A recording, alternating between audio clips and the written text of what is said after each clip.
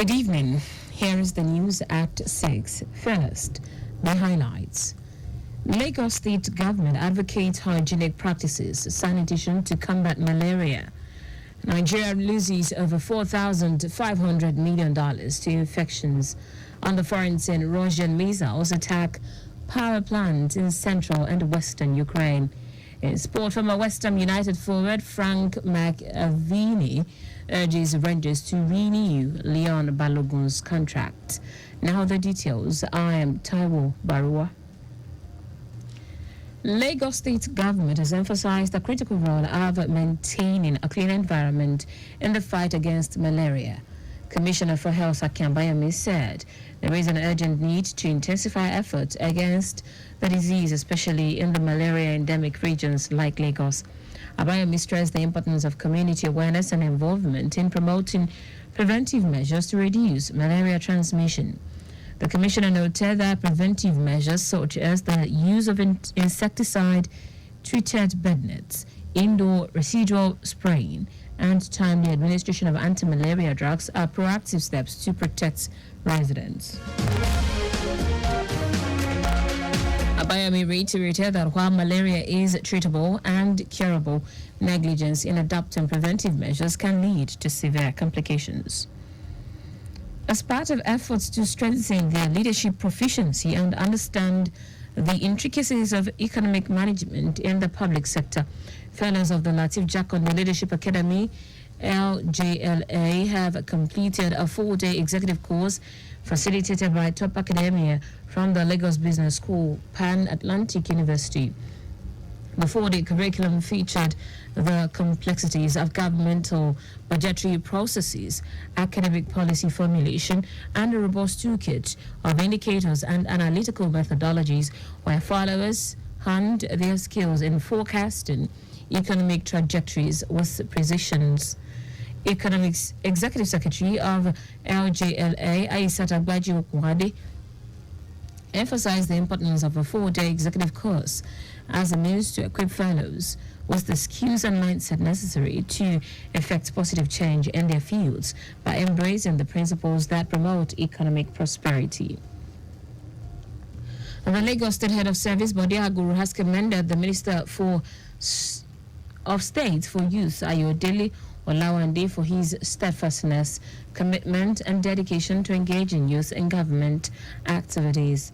Aguru gave the commendation while welcoming the minister to his office in the secretariat. At the secretariat, Alausa Ikeja, stressing that for any nation to thrive, youth should be engaged in all decision-making processes and should not be neglected in any way. He assured the minister of the state government support in initiating policies and programs towards the positive development of youth, especially in Lagos. Earlier, the Minister of State for Youth, Ayodele Olawande, emphasized that the main purpose of his visit is to appreciate the Lagos State Head of Service, Bode Aguru, for his contributions and support for youth development and programs in Lagos State. Olawande maintained that he was impressed with his involvement in youth activities in the state, particularly in the just concluded Leadership Academy Summit organized by the state government. A world-class biosafety state-of-the-art center is to be established at the Nigeria Center for Disease Control, NCDC, to enhance the country's capacity to respond and dictate infectious diseases.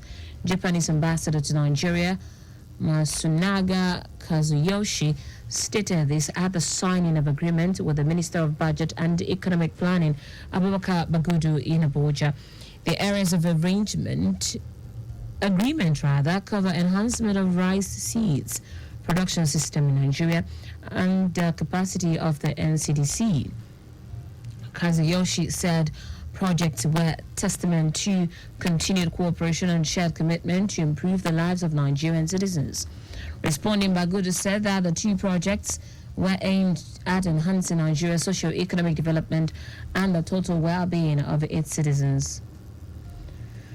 Now to the rest of the stories. Water Aid Nigeria says infections acquired in healthcare facilities are costing Nigeria $400,500 million each year, leading to thousands of preventable deaths.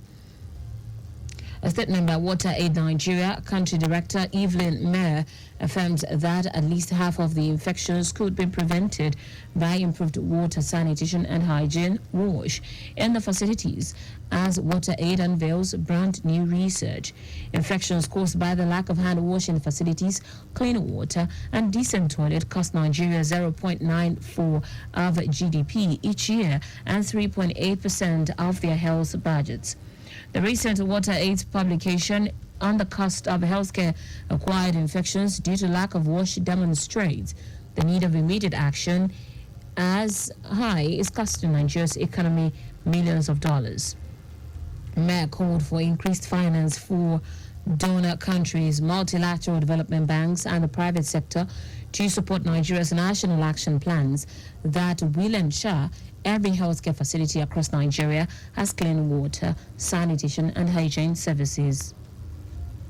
The Minister of Solid Minerals Development, Dele Alake, is seeking a heightened commitment and concerted effort from all key stakeholders, particularly the ministry staff, to position Nigeria as the foremost destination for solid minerals worldwide.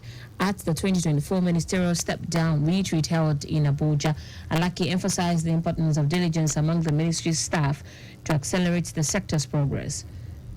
He described the retreat as an opportunity to brainstorm and devise strategies for translating the ministry's mandate and objectives into tangible results.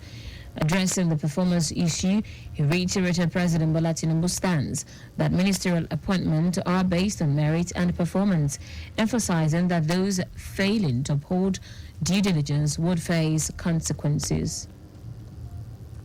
In foreign news now, Russian missiles have attacked power facilities in central and western Ukraine earlier today, increasing pressure on the alien energy system as the country faces a shortage of air defenses despite a breakthrough in U.S. military aid. The airstrike carried out with ballistic missiles and cruise missiles fired by Russian strategic bombers based in the Arctic Circle was the fourth large-scale aerial assault to get in the power system since March 22. Rescuers battled to put out fires at several energy facilities in the western region of Lviv and Ivano, which border NATO members Poland and Romania, as reported by officials. Australian Defence Minister Richard Marles announced the $100 million military aid package, including short-range air defense and drones, with air-to-ground precision munitions coming separately. Russia, which begins its full-scale invasion of Ukraine in February 2022, denies targeting civilians but says the Ukrainian energy system is a legitimate military target. Sport now, former Celtic and West Ham United forward Frank McAveney has urged the Rangers board to renew Leon Balogun's contract, claiming the Nigerian deserves regular playing time. The 35-year-old centre-back rejoined Rangers for a second stint last summer after his contract with Queen's Park Rangers expired, but the decision has not gone according to plan for him. The former Maize 05 man has been subject to just 16 games all season, starting one in the last 12 weeks. Balogun was recalled into the starting 11 in Rangers' 2-0 win over Hearts, and McAveney believes his performance should command more playing time. And that's it on the news at 6, but just before we go, speed thrills but kills. Please do not drive beyond specified speed limit. You can follow us and like all our various social media platforms: X, Traffic Radio 961, Instagram, Lagos Traffic Radio 961. Subscribe and watch our news and programs live on YouTube at Traffic Radio 961. You can also visit our website at trafficradio961.ng. Did you know that the Sanwo-Olu administration supplied 86,000 dual furniture set to 775 public schools? You can get more details on the Lagos State Government website. To end the news, here are the highlights of the major stories. Lagos State Government has emphasized the critical role of maintaining a clean environment in the fight against malaria. Water Aid Nigeria said infections acquired in healthcare facilities are costing Nigeria $400,500 million each year, leading to thousands of preventable deaths. We also told you the Russian missiles have attacked power facilities in central and western Ukraine earlier today, increasing pressure on the ailing energy system as the country faces a shortage of air defenses despite a breakthrough in U.S. military aid. And finally, in sport, former Celtic and West Ham United forward Frank McAvenny has urged the Rangers board to renew Leon Balogun's contract, claiming the Nigerian deserves regular playing time. For contact with the newsroom, send a message to info@trafficradio961.ng. That ends the news broadcast compiled by Adesua. Enjoy your car. I am Taiwo Baruwa. Thank you for listening. Good evening.